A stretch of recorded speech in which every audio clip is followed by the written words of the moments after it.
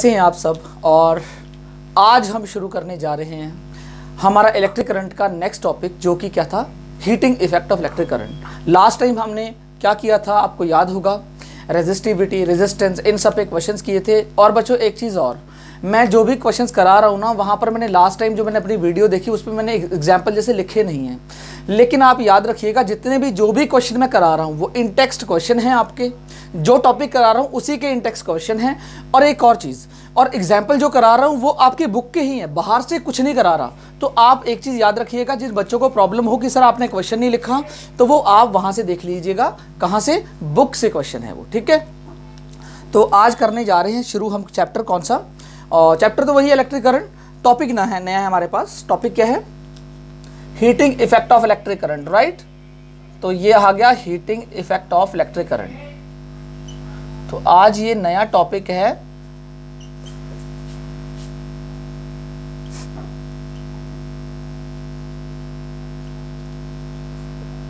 Heating effect of electric current. क्या होता है heating effect of electric current? मतलब करंट जब किसी भी वायर में या किसी भी कंडक्टर में अगर करंट पास होता है तो वो ना करंट, वो वायर हीट हो जाती है, राइट। तो उसी को ही बोलते हैं हीटिंग। मतलब कोई वायर है, when we pass current through a high resistance wire, लेकिन उस वायर की रेजिस्टेंस ज्यादा होनी चाहिए, ठीक है। रेजिस्टेंस तो पता ही, लास्ट टाइम पढ़ाया था आपको, the property of a conductor which resist the flow of electric current. So when the electric current passes through a high resistance wire, the wire becomes hot and produces heat. So this phenomena is called heating effect of electric current. For example समझाता हूँ आपको मैं। मान लो मेरे पास ये wire है, ठीक है, मेरे पास ये कंडक्टर है, ये वायर है, ए बी कंडक्टर है। यहाँ से मैंने क्या किया, करंट पास किया, right. And this is a high resistance wire. क्या है, हाई रेजिस्टेंस वायर है मेरे पास, जो कि करंट को फ्लो नहीं होने दे रही easily, like nichrome wire, right. So when a current passes through the high resistance wire, the wire becomes hot. Wire क्या हो जाएगी, एकदम गर्म हो जाएगी जब हम इलेक्ट्रिक करंट पास करेंगे इस वायर से, बिकॉज ये हाई रेजिस्टेंस वायर है, ये करंट को फ्लो नहीं होने देगी, राइट। एंड प्रोड्यूसेस हीट, और हीट जनरेट करेगी, गर्म हो जाएगी, सही है। और ये जो हीट प्रोड्यूस करेगी, इसी को हम बोलते हैं heating effect of electric current, मतलब हीटिंग इफेक्ट दे रही है। सो मैं इसको अब आपको डेफिनेशन में लिख रहा हूँ, heating effect of electric current, when a high resistance wire, when current passes through the high resistance wire, when electric current passes through high resistance wire, through high resistance wire, और conductor बोल सकते हैं, wire या फिर conductor, ठीक है, wire conductor ही है। सो द वायर या कंडक्टर बोल दो ना, the conductor becomes hot,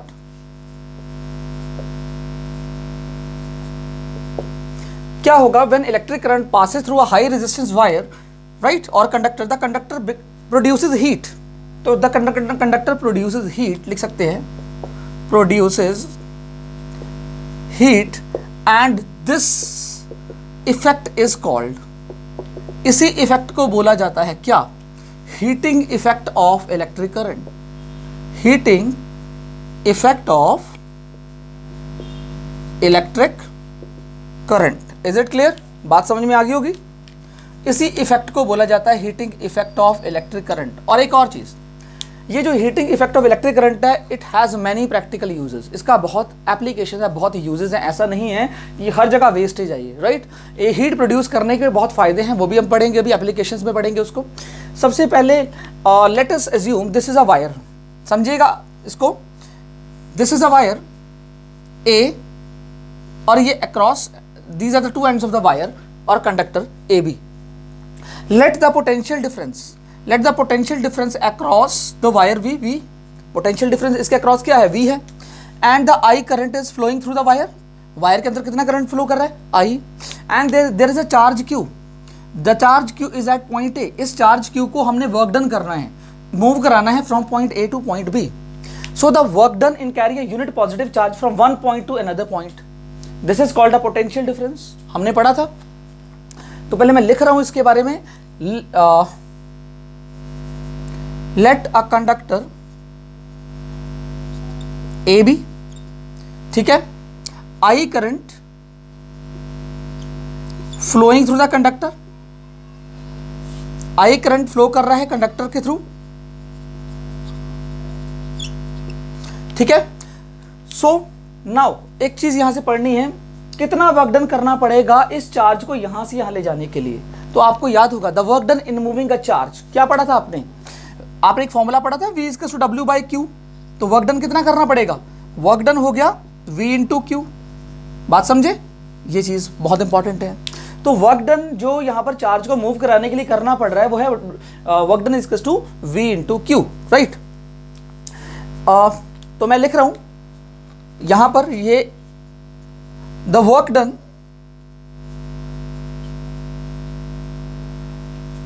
in moving a charge is V Q.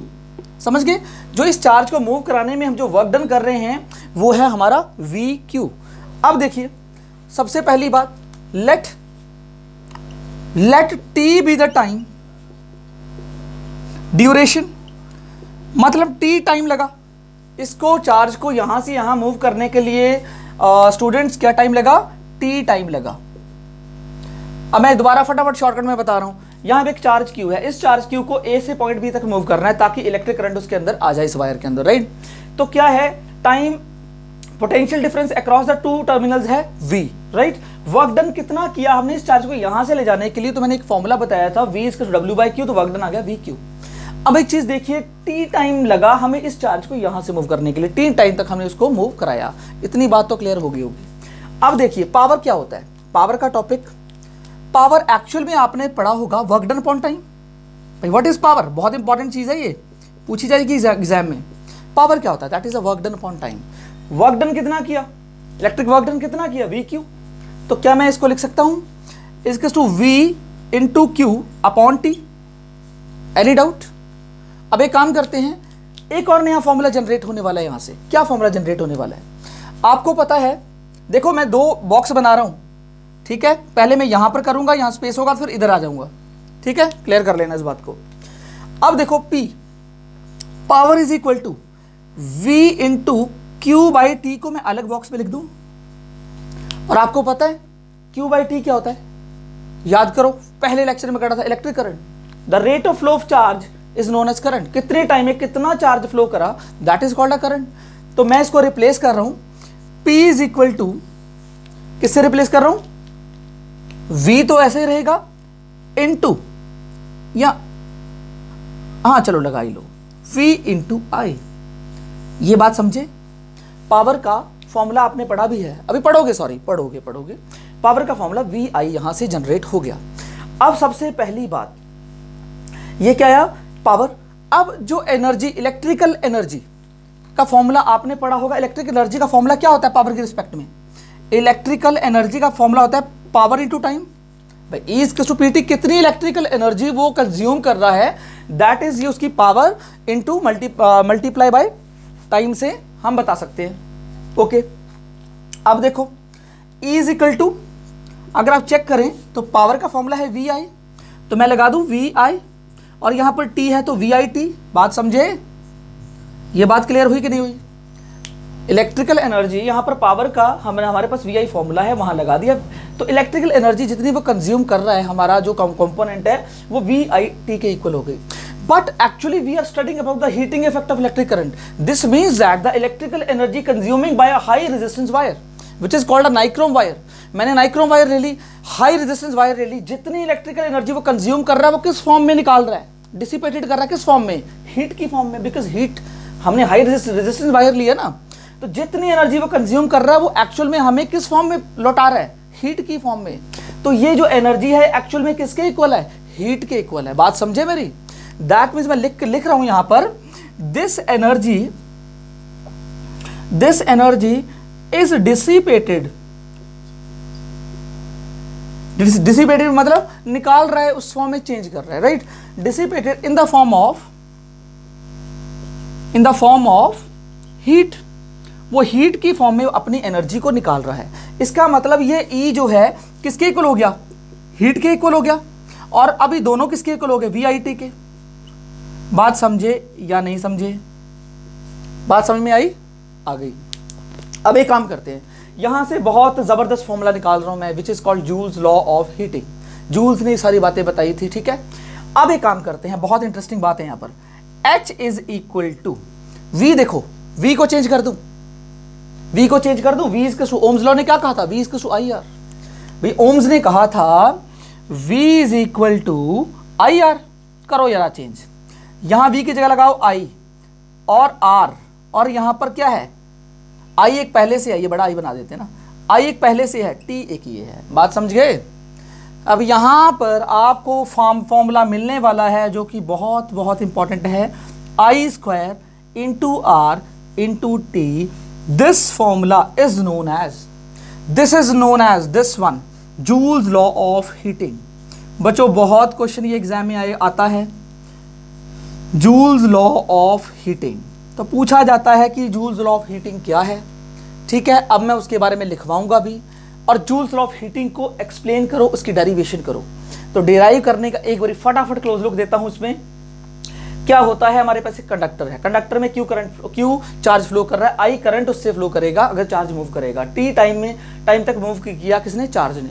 Potential difference across the ends कितना है, वी है। कितना वर्क डन करना पड़ेगा इस चार्ज को यहां से यहां ले जाने के लिए, वो करना पड़ेगा W is to V Q. इस फॉर्मूले से निकल गया।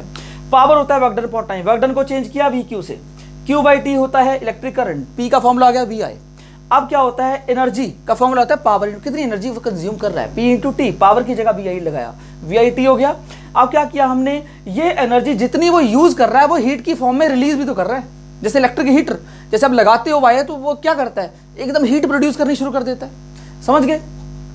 तो वो हीट के इक्वल एनर्जी दे रहा है, तो हमने एनर्जी और हीट को इक्वल कर दिया, यहां पर V की जगह IR कर दिया, I square RT। This is a very important formula of joules law of heating. एक काम करिए, इसका स्क्रीनशॉट लीजिए, ओके, स्क्रीनशॉट ले लीजिए इसका। कर लिया होगा आपने जूल्स लॉ ऑफ हीटिंग। अच्छा एक चीज और मैंने यहाँ लिख देता हूँ कि ये जो मैंने कराया है ना, यहाँ हल्का सा बस एक ऊपर लिख लीजिएगा हल्का सा आप भी, कि डेरिवेशन करा दी है ना, डेरिवेशन दोगे ना, डेरिवेशन किसकी हो गई, derivation of joules law of heating की डेरिवेशन हो गई, है ना।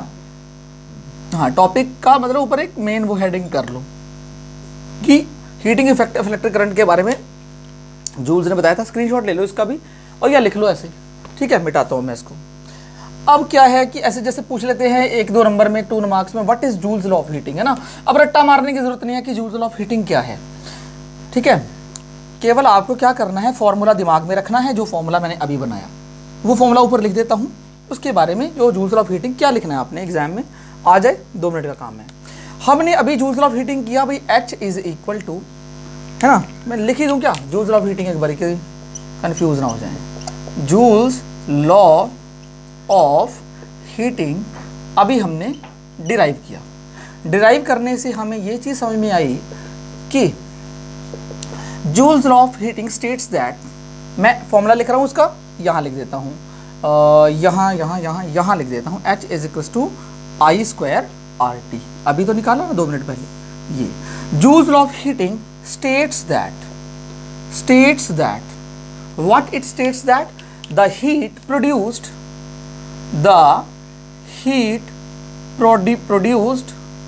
through the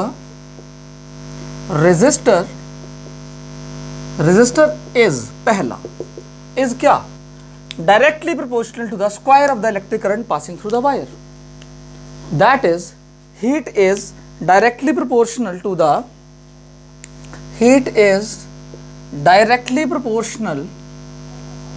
किसके प्रोपोर्शनल है, टू द, देख लो, स्क्वायर ऑफ इलेक्ट्रिक करंट के प्रोपोर्शनल है, जूल्स लॉ के फॉर्मूला बता रहा है, to the square of electric current, ठीक है, passing through the wire, passing through the wire. ये बात क्लियरिटी आपको समझ में आ गई होगी। दूसरा आप खुद बना लो, heat is directly proportional to the resistance of the conductor या wire, heat is directly proportional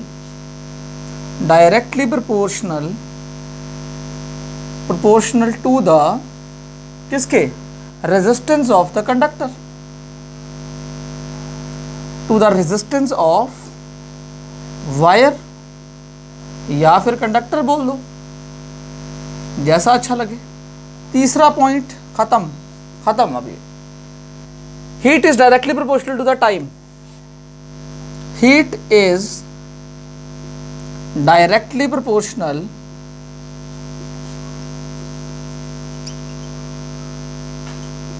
to the time through which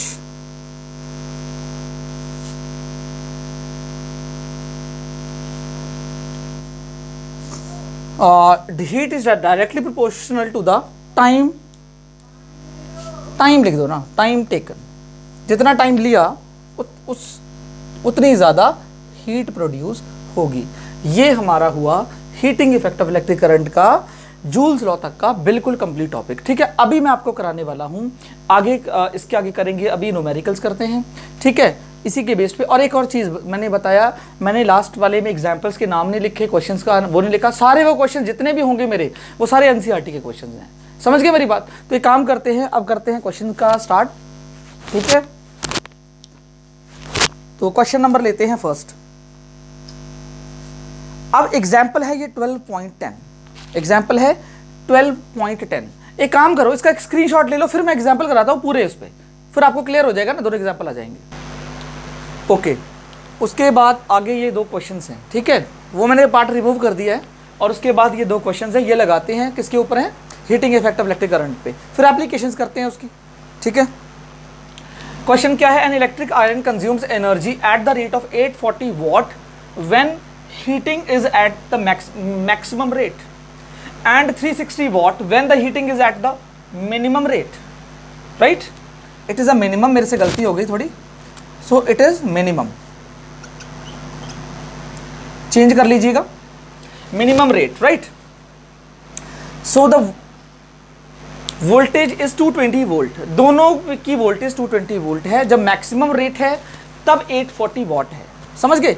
और जब मिनिमम रेट पे वो वर्क करती है, क्या इलेक्ट्रिक आयरन मैक्सिमम है जो पावर कंज्यूम कर रही है वो 840 watt when heating as at the maximum rate, लेकिन 360 वॉट जब हीटिंग होती है मिनिमम रेट पे। तो वोल्टेज दोनों की कितनी है, 220 वोल्ट है। बहुत आसान क्वेश्चन है, दो केसेस है, करंट बताना है, रेजिस्टेंस बताना है, दोनों केसेस में। देखो मैक्सिमम रेट की बात करता हूं पहले, क्या है मैक्सिमम, इलेक्ट्रिक आयरन है तो मैक्सिमम रेट की बात करते हैं जब वो मैक्सिमम रेट पे है, और ये मिनिमम की बात करते हैं। दो बातें कर लेते हैं, दोनों पे आंसर खत्म। मैक्सिमम वाले पे क्या होगा, पावर बताओ कितनी है, पावर है जी 840 वॉट, ओके। वोल्टेज कितनी है, दोनों की 220 है, 220 वोल्ट है। पावर इसकी देख लो ध्यान से, मिनिमम वाले की 360 वॉट है, और वोल्टेज कितनी है, 220 वोल्ट है। फर्क पावर का है, बस काम खत्म। क्या करना है, सबसे पहले करंट निकालना है, 2 मिनट लगाएंगे। अभी मैंने फॉर्मूला आपको बताया, P होता है V इंटू आई, समझ गए? पावर का I का फॉर्मूला चेंज कर दो, I हो गया P अपॉन V, कोई दिक्कत? पावर कितनी है 840 अपॉन V कितना है 220, पॉइंट में आंसर आने वाला है 211, 2 4 जा 8, 2 2 जा 4, कटने वाला बिल्कुल नहीं है। 11 3 जा 33, समझ गए? मैं यहाँ डिवाइड करता हूँ, डोंट वरी, यहाँ डिवाइड करते हैं। क्या है 42 और यह है 11, 11 3 जा 33, 12 में से 3 गए 9 और 9 ही बचेंगे, यहाँ से 3 3 30, यहाँ पर पॉइंट लगा दूँ तो 11 8 जा 88, चलो 2 आ गया, 11 1 जा 11, है ना? 3.81 के अकॉर्डिंग लिख लो, ये हमारा आ गया क्या 3.81 है ना, तो 3.8 ही ले लो, ले सकते हो 3.8, तो ये आ गया हमारा एम्पेयर। इलेक्ट्रिक करंट मेरे पास आ चुका है 3.81 एम्पेयर, कोई प्रॉब्लम? ठीक है, तो चेक कर लो इसको, 3.8 आगे अगर करोगे ना तो आगे वैल्यूज चेंज हो जाएगी इसकी। ठीक है, तो काम करो और सॉल्व कर लो, चाहे इसको एनसीईआरटी से मैच करने के लिए बोल रहा हूँ और कुछ नहीं है, वैसे आंसर ये भी ठीक है। 11 1 जा 11, ताकि एनसीईआरटी वालों के सर आंसर अलग कैसे आ गया। 20 में से 11 गए 9, 20 में से 11 गए 9, ठीक है। अब क्या होगा, 11 8 जा 88, वही बचने वाला 3.818 है ना, तो एक काम करो 3.81, 1 के बाद 8 है ना, तो मैं इसको लिख सकता हूँ 3.82 एम्पियर, बिकॉज ये 8 है, 1 के सामने 5 से कम होता है तो कम कर देता उसको, लेकिन 5 से ज़्यादा है तो मैंने उसका अप्रॉक्स कर दिया 3.82 एम्पियर, मैंने उसका आंसर कर दिया। ठीक है, तो ये पूरा सॉल्व हो गया। अब मुझे क्या चाहिए बच्चों, अब हम मुझे चाहिए रेजिस्टेंस। रेजिस्टेंस दोनों केस में चाहिए, तो आई निकल गया तो रेजिस्टेंस निकालते हैं। रेजिस्टेंस का फॉर्मूला बताइए क्या होता है, V upon I, because V is to I R V upon I. V कितना है हमारे पास, V है हमारे पास यहीं कर लेते हैं, चलो V है हमारे पास कितना कितना कितना 220 वोल्ट अपॉन आई अभी निकाला है मैंने 3.82, इसको करेंगे तो 100 ले लेते हैं। अब ये बहुत कैंसिलेशन है, कैंसिलेशन बहुत ज़्यादा है, राइट, चलो करते हैं कैंसिल। 2 1 जा 2, 2 9 जा 18, 2 6 जा 12, 2 1 जा 2, 2 1 जा 2, 2 9 जा 18, 2 8 जा 16, 2 5 जा 10, 2 5 जा 10, 2 हाँ करते हैं, 2 4 जा 8, 2 9 जा 18, 2 5 जा 10, 50। अब नहीं कटने वाला, अब आ गया 5 5 जा 25, 5 5 जा 25 और 227 अपॉन आ गया 49। बात समझे। ओवरऑल जब बच्चों इसको आप सॉल्व करने बैठेंगे, मैंने कर नहीं रहा पूरा सॉल्व, कैलकुलेशन करिएगा, ओवरऑल जो आंसर मिलने वाला है वो यहाँ पर इतना मिलने वाला है। ठीक है, कैलकुलेशन कोई बड़ी चीज़ नहीं है, बड़ी चीज़ है कॉन्सेप्ट। कॉन्सेप्ट समझ में आ जाता है तो कैलकुलेशन तो ईजी हो जाता है। सिमिलर यहाँ पर हमने करना है, 2 कॉपी करना है। 2 कॉपी का मतलब क्या, अब ये तो खुद ही कर सकते हो, चलो मैं भी कर देता हूँ फिर भी। फिर again P is to V I is to P by V, calculation P है 360 अपॉन वोल्टेज है 220, कैंसिल्ड हो गया 218, 211, फिर वही काम 18 बाई 11, 11 1 जा 11, 11 1 जा 11 बचे 7 बचे और 7 0 आ गया, तो 11 6 जा 66, तो पॉइंट लगाया 11 6 जा 66 और 4 11 4, हाँ ठीक है, इसके अकॉर्डिंग ये आंसर आ जाएगा। ठीक है, एनसीईआरटी में आप खुद से करो ना ये सर, ये कैलकुलेशन खुद से करो। अब क्या बात है, हमने क्या निकालना है, आर निकालना है, सेम बात V अपॉन आई। अब वोल्टेज कितनी है बताओ जरा, वोल्टेज है तुम्हारी 220 वोल्ट अपॉन आई कितना है, सॉरी हाँ V अपॉन आई ना, तो बताओ आई कितना है, आई है मेरा 1.64 अभी आया है। फिर कैलकुलेशन करो भाई इसको सॉल्व, 2 8 जा 16, 2 8 जा 16, 2 2 जा 4, 2 1 जा 2 0, 2 4 जा 8, 2 1 जा 2, 2 4 जा 8, 2 1 जा 2 और 2 5 जा 10, 2 5 जा 10, ओके यस, 2 5 जा 10, 2 5 जा 10। और अब ये जो आंसर आया इसका, लाइट चली गई क्या, 5500 अपॉन 41। अब देखो जरा इसकी भी कैलकुलेशन है, when you calculate this the answer will be very different, 134.15 ohm. Match कर लेना और खुद से करना, नहीं आएगा तो कमेंट करना कि मुझे आंसर नहीं आया। 135 नहीं है, 134.15। तो इसको मैं यहाँ लिख देता हूँ, जगह कम है, लिख देता हूँ यहीं 134.15 ओम, ये आंसर है। ठीक है, कैलकुलेशन खुद से करो और बाकी कॉन्सेप्ट मैंने बता दिया। अब ये क्या क्वेश्चन है देखते हैं, 100 जूल हीट है कहते हैं, is produced in each second. तो इसका सॉल्यूशन क्या ट्राई करेंगे आप, क्या 100 जूल हीट है तो हीट लिख देते हैं 100 जूल। पूछा क्या है, फिर पूछा है in each second, time 1 second दे रखा है, टाइम 1 सेकेंड है तो मैं लिख दूं टाइम है 1 सेकेंड, और क्या दे रखा है 4 ओम रेजिस्टेंस दे रखी है, लगा दो, और रेजिस्टेंस है 4 ओम। तो क्या बचा, पूछा क्या, फिर पूछा ये कि फाइंड द पोटेंशियल डिफरेंस। तो हम फॉर्मूला पहले चेक करते हैं, potential difference across the resistor, H equals to I square RT से ही मुझे लग रहा है I निकलेगा, I से फिर मुझे लग रहा है V निकलेगा, क्या लगता है आपको। तो H is equal to height, हमें हीट दे रखी है ना, H I स्क्वायर RT है। ठीक है, एक काम करते हैं, I स्क्वायर क्या फॉर्मूला क्या हो जाएगा, I स्क्वायर हो जाएगा, आगे भी जगह है मेरे पास वैसे, तो I स्क्वायर हो जाएगा क्या, I square is equal to क्या लिखूं, H बाई RT, भाई अपॉन में पहुंच गया।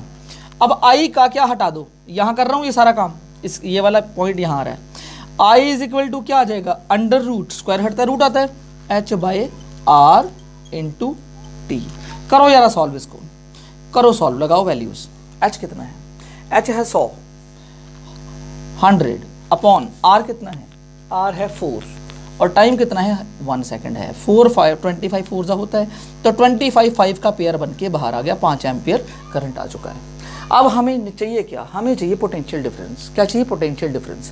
पोटेंशियल डिफरेंस कैसे निकलेगा, आप जानते हैं V is to I R, Ohm's law कहता है। कौन कहता है, ओम्स लॉ, समझ गए। अब पोटेंशियल डिफरेंस हम निकालते हैं, I कितना है 5 एम्पियर, रेजिस्टेंस कितनी है हमारे पास 4 ओम है, तो ये आ गया 20 वोल्ट, समझ गए। तो हमारे पास वोल्टेज आ चुकी है, that is 20 volt. That is very very important question, ठीक है। तो ये बच्चों 2 क्वेश्चन थे जो मैंने आपको करा दिए। उसके आगे वाले ये एग्जाम्पल 12.10 है और ये एग्जाम्पल 12.10 और ये एग्जाम्पल 12. आई थिंक 11 है क्या, मैं देखता हूँ एग्जाम्पल, बिकॉज ये एग्जाम्पल है तो आपको मेंशन कर देता हूँ।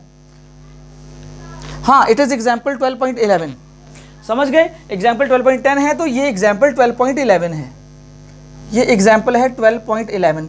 तो मैंने लास्ट की वीडियोस में बार बार बता रहा हूँ, वहाँ मैंने क्वेश्चन मेंशन नहीं किए, तो याद रखिएगा कुछ एग्जाम्पल्स किए हैं, इन टेक्स्ट क्वेश्चन किए हैं, आप चेक करिएगा, सारे एनसीईआरटी के क्वेश्चन हैं, ठीक है। मैंने मुंह से बोला है वहाँ पर, बट मैं लिखा नहीं है, तो इस चीज़ को थोड़ा स्क्रीनशॉट ले लीजिए। चलो आगे चलते हैं, ले लीजिए स्क्रीनशॉट।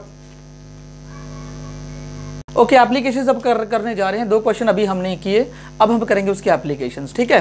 किसकी, heating effect of electric current की। तो एप्लीकेशंस में स्टूडेंट्स याद रखिएगा, एप्लीकेशंस भी पूछी जाती हैं। तो पहली एप्लीकेशन क्या है, heating effect of electric current की लिख देता हूँ ना, पूरे लिख देता हूँ। Applications of heating effect of electric current, इसकी क्या करना है, एप्लीकेशंस बतानी है। बात समझ गए, शुरू करते हैं। पहली एप्लीकेशन क्या हो सकती है, पहली एप्लीकेशन है इलेक्ट्रिक बल्ब। कौन सी है, इलेक्ट्रिक बल्ब। तो इलेक्ट्रिक बल्ब का जो फिलामेंट होता है वो किससे बना होता है, the filament of electric bulb, the filament of electric bulb is made up of, किससे बना होता है, is made up of tungsten. किससे बना होता है, टंगस्टन से। तो ये किसके बेस पे काम करता है, it gives light, it gives light due to the heating effect of electric current, right. So it gives light, it gives light due to the heating effect of, ये लाइट देता है because due to the heating effect of electric current की वजह से। बात समझ गए। दूसरा इसका क्या हो सकता है, दूसरा, हाँ ये करा तो दिया फर्स्ट, सेकंड हो गया। सेकंड क्या, जो इलेक्ट्रिक आयरन्स होती हैं, राइट, वो एलॉय से बनाई जाती हैं। जो इलेक्ट्रिक आयरन्स होती हैं वो एलॉय से बनाई जाती हैं, ठीक है। वो भी वर्क किस पे करती हैं, heating effect of electric current पे ही काम करती हैं। बात समझ गए मेरी। इट इज मेड, जो इलेक्ट्रिक आयरन्स हैं तो मैं लिख देता हूँ electric iron, electric geyser, heater, सारे इसी पे काम करते हैं, ठीक है। खाना बनाने के काम भी आता है वो। सो इलेक्ट्रिक आयरन का लिख देता हूँ, it is made up of alloys, it is made up of, it is made up of alloys. किससे बनाते हैं, एलॉयज से बनाते हैं। किसको, इलेक्ट्रिक आयरन्स को एलॉय से बनाते हैं। Alloys have high melting point, आपको पता होगा, alloys have high melting point. मैंने लिखवाया था कि एलॉय से क्यों बनाते हैं, क्योंकि इसका मेल्टिंग पॉइंट ज़्यादा होता है। अगर आप प्योर मेटल से बनाएंगे ना तो क्या हो जाएगा, वो उसको ऑक्सीडाइज हो जाएगा, बर्न हो जाएगा, जल जाएगा। वो क्वेश्चन भी आता है एग्जाम में। It does not oxidise easily because their melting point is high, as well as alloy is better, not better conductor. Conductor तो बेटर वही है मेटल, ये इन बिटवीन होते हैं, किसके, इंसुलेटर और मेटल्स के। तीसरी चीज एक और लिख लो, 3 तो कम से कम लिखो। तो तीसरा आप लिख लो electric fuse, that is very important. Electric fuse आपने सुना होगा, इलेक्ट्रिक जो फ्यूज है, जो इलेक्ट्रिक फ्यूज होता है वो क्या काम करता है, वो ऐसा होता है, ऐसा होता है ना, ऐसा। इलेक्ट्रिक फ्यूज यहाँ बना देता हूँ, इधर बना देता हूँ, ऐसा होता है, ऐसा इस तरह से होगा निकालना, और यहाँ एक वायर होगी इस तरह से, वो वायर पैरेलल में कनेक्टेड होती है। वो जो वायर होती है ना, जैसे ही मान लो 10 एम्पियर का है, अगर 11 एम्पियर भी करंट आ गया तो ये वायर मेल्ट हो जाएगी। तो किस पे काम कर रही है, heating effect of electric current पे। जैसे हीट उसको ज़्यादा मिली, वो भाई ब्रेक हो गई और आपका गैजेट बच गया, मतलब फ्यूज खराब नहीं होगा। तो ये उसी पे काम कर रहा है। सो इट इज़, ये क्या काम करता है, एक्स्ट्रा करंट को प्रिवेंट करता है, right. It prevents extra current. Fuse prevents extra current and works on किस पे? Heating effect of electric current. Heating effect of electric current पे ही ये भी काम करता है। मैंने बता दिया कैसे करता है। क्योंकि इसकी जो वायर होती है वो क्या कर देती है, मेल्ट हो जाती है जब एक्स्ट्रा करंट आता है। मान लो 15 एम्पियर का है, 16 एम्पियर आ गया तो उसकी वायर मेल्ट हो जाएगी, बिकॉज वो गर्म हो जाएगा, गर्म होने के बाद वो मेल्ट हो जाएगा। इसका मतलब, कहने का मतलब, हम ऐसे फ्यूज इसीलिए तो बनाते हैं इलेक्ट्रिक फ्यूज, ताकि हमारा जो टीवी या कोई भी चीज़ है वो बच जाए। ठीक है, पहले ऐसा नहीं होता था, पहले नहीं आते थे, अब ये आते हैं। तो ये एप्लीकेशन हो गई heating effect of electric current की। तो और एक और चीज़ अब हमारे पास बचे, उसके बाद इंटेक्स क्वेश्चन है। इसी टॉपिक के बाद 3 इंटेक्स क्वेश्चन है हमारे पास। ठीक है, उन क्वेश्चंस को अभी डिस्कस करते हैं। ठीक है, आप स्क्रीनशॉट ले लो इसका। तो उसके बाद हमारे पास ये 3 क्वेश्चंस आ चुके हैं। ठीक है, इन तीनों क्वेश्चन को करते हैं सॉल्व, और उसके बाद हमारी ये क्लास हो जाएगी ओवर। राइट, तो पहले इसको सॉल्व करते हैं, फिर आपसे कुछ बात करनी है मुझे। Why does the cord of an electric heater not glow while heating element does? तो इसका आंसर क्या होना चाहिए आपके अकॉर्डिंग, खुद बताओ ना। देखो मेरी बात सुनो, मेरे पास ये हीटिंग एलिमेंट है। ठीक है, इलेक्ट्रिक हीटर कुछ ऐसे आते थे पहले, या अब भी हैं ऐसे इलेक्ट्रिक हीटर्स। ये इलेक्ट्रिक हीटर है, ठीक है, हीटिंग एलिमेंट है। और यहाँ से 2 वायर जाती हैं ऐसे करके, और ऐसे करके 2 वायर जाती हैं, और यहाँ प्लग होता है। ठीक है, ये वायर्स प्लग के अंदर ऐसे लग जाती हैं और ये हीटर जलना शुरू कर देता है। ठीक है, इसके 2 ऐसे कान से भी होते हैं ऐसे करके। ये हीटर हो गया। अब जो हीटिंग एलिमेंट है ना, वो किसका बना होता है? ये जो हीटिंग एलिमेंट है ये नाइक्रोम वायर का बना होता है। किसका बना होता है? नाइक्रोम वायर का, जो कि हाई रेजिस्टेंस वायर होती है। बहुत ज़्यादा रेजिस्टेंस है, ये करंट को फ्लो नहीं होने देती। लेकिन ये जो कॉर्ड है, ये इलेक्ट्रिक कॉर्ड है, ये वाली जो ये तारे लगा रहे हो ना प्लग के अंदर, ये इलेक्ट्रिक कॉर्ड है। ठीक है, क्या है? कॉर्ड है। तो वो ये कह रहे हैं कि कॉर्ड जो इलेक्ट्रिक हीटर की है वो क्या करती है, कॉर्ड क्या करती है इलेक्ट्रिक हीटर की, वो ग्लो नहीं करती जब आप इलेक्ट्रिक हीटर लगाते हैं, जबकि हीटिंग एलिमेंट ग्लो करता है। वो आपको क्लियर है, बिकॉज ये कॉर्ड किसकी बनी होती है? कॉपर की, सिल्वर की नहीं, कॉपर की और एल्यूमिनियम की। तो वो गुड कंडक्टर होते हैं, they are very good conductor, they allow electricity to pass through it. वो इलेक्ट्रिसिटी पास करते हैं, इसलिए वो गर्म नहीं होंगे। लेकिन जो ये हाई रेजिस्टेंस नाइक्रोम वायर है, ये क्या करेगी? ये high resistance, it will not allow the current pass through it. ये अपने यहां से करंट को पास नहीं होने देगी। The current will start to vibrate at the position. Current vibrate करना शुरू कर देगा तो क्या होगा? It will becomes hot, right, heat develop होगी, जो कि heating effect of electric current का टॉपिक हमने पढ़ा है। तो ये रीजन है यहां पर कि वो इलेक्ट्रिक कॉर्ड ग्लो नहीं करती, जबकि हीटिंग एलिमेंट करता है। क्यों करता है, लिख देते हैं इसको। The cord of the element, the cord of electric heater do not glow, मैं लिख देता हूं, do not glow because it is made up of, किससे बना होता है? It is made up of aluminium और copper wire, which is a good conductor,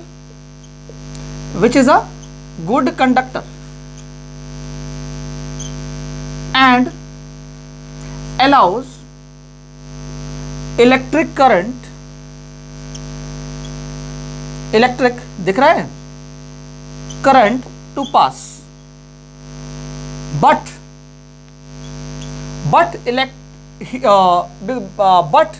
heating element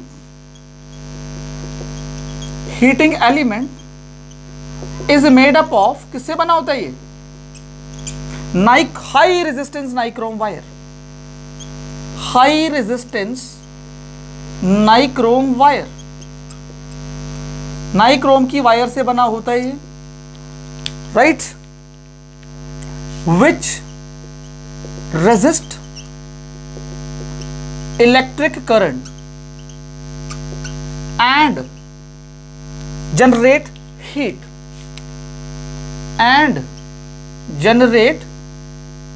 heat and starts glow, और ग्लो करना शुरू कर देती है। नहीं समझे? पूरा आंसर समझ में आया? दिख रहा है आंसर? ठीक है, कॉर्ड इलेक्ट्रिक हीटर की ग्लो नहीं करती क्योंकि ये बनी होती है एल्यूमिनियम और कॉपर वायर से, विच इज अ गुड कंडक्टर, और अलाउ करती है इलेक्ट्रिक करंट को पास होने को। लेकिन जो हीटिंग एलिमेंट है वो बनी होती है किससे? हाई रेजिस्टेंस नाइक्रोम वायर से, जो कि इलेक्ट्रिक करंट को रोकती है और इलेक्ट्रिक करंट वहीं पर वाइब्रेट करना शुरू कर देता है। उसकी वाइब्रेशन से ही क्या होता है, वो गर्म हो जाता है और हीट प्रोड्यूस करता है। ये आंसर है इसका। अच्छा क्वेश्चन था, बहुत ज्यादा आता है 2 नंबर 3 नंबर में। अब हीट जनरेटेड बतानी है, 96,000 कूलम ऑफ चार्ज है 1 आवर में, जिसका पोटेंशियल डिफरेंस 50 वोल्ट है। कंप्यूट द हीट जनरेटेड, कितनी हीट जनरेट हुई, चलो बताते हैं। किसमें? ट्रांसफर 96 कूलम ऑफ चार्ज है तो क्यू है 96,000 कूलम, कोई प्रॉब्लम नहीं है। और क्या दे रखा है? पोटेंशियल डिफरेंस दे रखा है 50 वोल्ट। क्या निकालना है? हीट जनरेटेड, फॉर्मूला याद है मुझे, एच का जूल्स वो क्या कहता है, आई स्क्वायर आर टी, समझ गए ना, आई स्क्वायर आर टी। एक काम करते हैं, मेरे पास वी है, मैं काम करता हूँ, H is to I into R use कर लूँ, उसी जगह वी लिख दूँ। देखो या आपको मैं ऐसे कर देता हूँ, आई इंटू आर एक जगह करके, और एक आई बचा उसको ऐसे लिख लेते हैं, प्रॉब्लम क्या है, समझ गए। अब देखो इसके बाद मैं यहां पर कर रहा हूं इस जगह पे, क्या H is equal to I R की जगह वी लगा दूं, because V is I R होता है, इंटू आई की जगह मैं लगा सकता हूं क्यू बाई टी, अभी लिख दूंगा ब्रैकेट में, इंटू टी। चेक करिए, मैंने लगाया वी की जगह आई आर और आई की जगह क्यू बाई टी। कोई प्रॉब्लम है तो आप मेरे से पूछ सकते हैं, ठीक है। अब चेक करिए, टी से टी कटा, मैंने टी ही हटा दिया यहाँ से, टी का काम खत्म। जब टी हट गया तो इस टी की हमें कोई जरूरत नहीं है 1 आवर की। अब H इज इक्वल टू क्या बचा, V। V कितना है? V है मेरे पास 50 वोल्ट, इंटू Q कितना है 96,000 कूलम, 96,000 कूलम। H आ गया मेरे पास 5 6 जा 30, 5 9 जा 36, 3 38, नॉट 5 6 जा 30 30 और 5 9 जा 45, 48 आ गया ना, 480 आ गया, और 1 2 3 4 1 2 3 4 जीरोस पहले से ये आ गया। मैं इसको स्टैंडर्ड फॉर्म में लाना चाह रहा हूँ। स्टैंडर्ड फॉर्म में लाने के लिए मुझे यहाँ पर पॉइंट लाना है, कहाँ? इस जगह पॉइंट लाना है। मतलब मान लो यहाँ पॉइंट है तो 1 2 3 4 5 6 पोजीशन पे लाना है मुझे, 6 पोजीशन पे लाना है ना। अगर मुझे तो मुझे पॉइंट 6 पोजीशन में शिफ्ट, अगर मैं यहाँ करूँगा इसको तो मुझे यहाँ 10 की पावर 6 करना पड़ेगा, समझ गए। जब आप इस डेसिमल को लेफ्ट में शिफ्ट करते हो ना तो यहां उतने ही 10 के मल्टीप्लाई कर दो, समझ गए। अगर राइट में शिफ्ट करते हो 10 की पावर माइनस से मल्टीप्लाई करनी पड़ती है। तो ये चीज क्लियर है कि नहीं है? ठीक है, नेक्स्ट करते हैं। इलेक्ट्रिक आयरन है, रेजिस्टेंस है 20 ओम। आंसर करते हैं, रेजिस्टेंस है इसकी 20 ओम, और क्या है? करंट है 5 एम्पियर।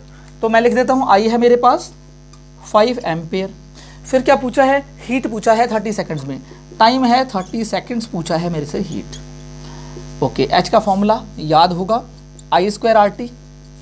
क्या सब कुछ हमारे पास है? R है हमारे पास? नहीं है। R है हमारे पास? बिल्कुल नहीं है। हमारे पास I है, ओके, हमारे पास R है, टाइम भी है, सब कुछ सही, तो काम खत्म हो गया। इज इक्वल टू लगाते हैं वैल्यू, I कितना है? I है 5, 5 का स्क्वायर करते हैं, इनटू R कितना है 20, इनटू टाइम कितना है 30 सेकंड, सेकंड्स में चाहिए टाइम, इज इक्वल टू, दिख रहा है board, is equal to 25 into 3 2 जा 6, 600 आ गया ये। अब मल्टीप्लाई करते हैं, 25 6 जा कितना होता है, 25 4 जा 100, 25 5 जा 125, 25 6 जा 150, तो ये हो गया 150 और 2 जीरो और है यहाँ पर। ठीक है, एक काम करते हैं, इसको मैं यहाँ कर रहा हूँ, ठीक है, शायद बोर्ड क्लियर ना नजर आए। 1, अब मैं इसको, यहाँ डेसिमल है, समझो जब ऐसा होता है ना, डेसिमल मान लो यहाँ पर है तो इसको शिफ्ट करना है 1 2 3 4 शिफ्ट करना है, तो 1.5 इंटू 10 की पावर मैंने क्या बोला था 4 कर दो, और ये आ गया जूल। तो अभी मुझे थोड़ी सी बात करनी है, इसका स्क्रीनशॉट ले लो। बात ये है कि हमारा ये फिनिश हो चुका है, ठीक है, हमारा heating effect of electric current का टॉपिक हो गया बिल्कुल फिनिश। अब हमने क्या करना है, अब हमने नेक्स्ट क्लास में करना है टॉपिक कवर, क्या, पावर का। और एक और चीज़, मैंने जितने भी स्टार्टिंग से लेक्चर दिए हैं, आप एक चीज़ याद रखिएगा, क्वेश्चंस मैंने कई जगह डिस्कस नहीं किया, क्वेश्चन का नंबर नहीं लिखा, जितने क्वेश्चंस हैं सारे एनसीईआरटी के हैं, और आप एनसीईआरटी का एक एक क्वेश्चन मैंने सॉल्व किया, वो इन टेक्स्ट हो चाहे वो एग्जाम्पल हो, हर एक कॉन्सेप्ट को समझाया, उसके बाद जो क्वेश्चन पढ़े हैं वही कराए हैं मैंने। आप एक काम करिए, स्टार्टिंग से वीडियोज़ को देखो, स्टार्टिंग से, first part, second part, third part, fourth part, तो जैसे आप चलते आएंगे ना, आपको सारे कॉन्सेप्ट क्लियर होते चले जाएंगे। ठीक है, ओके, टेक केयर, बाय।